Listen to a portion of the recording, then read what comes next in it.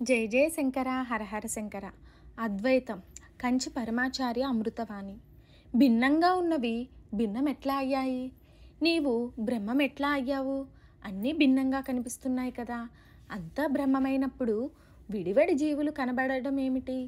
జీవుడు శివుడవడం ఏమిటి? ఈ ప్రశ్నలకు అద్వైతి రెండు పద్ధతిలో సమాధానాన్ని చెబుతాడు. సూర్యుడుండగా నీళ్లను తీసుకొని నేల మీద పోస్తే ఆ నీటి బుడగలలో అనేక ప్రతిబింబాలు కనిపిస్తాయి. పెక్కుమంది సూర్యులను చూస్తాం. వస్తువును బట్టి అతడు ఆకారము మారుతుంది. ఒకే చైతన్యము భిన్న వస్తువులుగా భిన్న భిన్న ప్రాణుల బుద్ధులలో ప్రతిబింబించినప్పుడు కనిపిస్తుంది. సూర్యుడొక్కడే, చైతన్యం ఒక్కటే. ఇట్లా చెప్పడాన్ని బింబ ప్రతిబింబవాదమని అంటారు. నీటి బుడగలు రూపుమాపినప్పుడు ప్రతిబింబాలుండవు.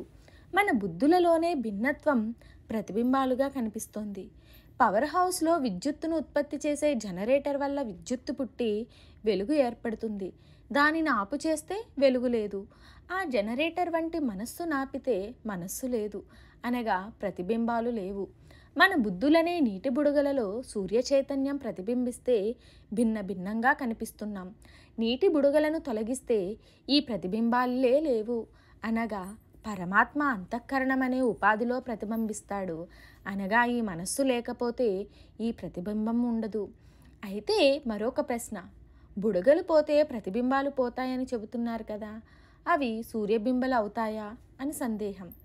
అద్వైతం మరొక పదాన్ని అంగీకరించింది. అదే అవిచ్ఛిన్నవాదం. నూతిలో నీళ్లను చేదవేసి తోడుతున్నాం. చేదలో నున్ను నీరు, నూతిలో నున్న నీరు ఒకటే కదా.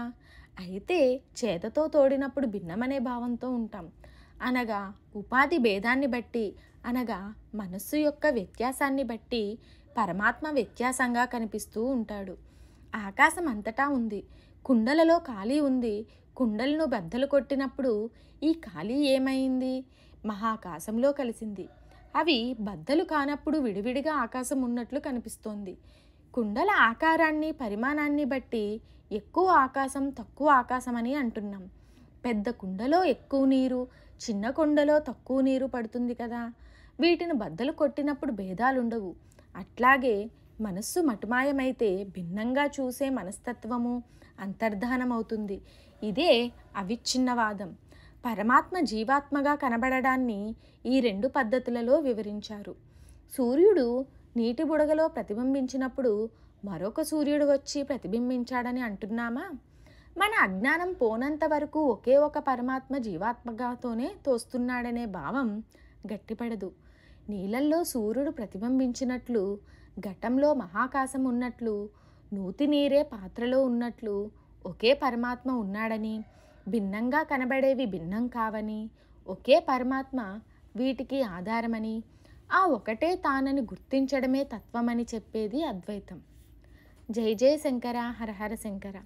మరిన్ని ఆధ్యాత్మిక విషయాల కోసం మా ఛానల్ను సబ్స్క్రైబ్ చేయండి. వీడియో నచ్చితే లైక్ చేయండి, షేర్ చేయండి, కామెంట్ చేయండి.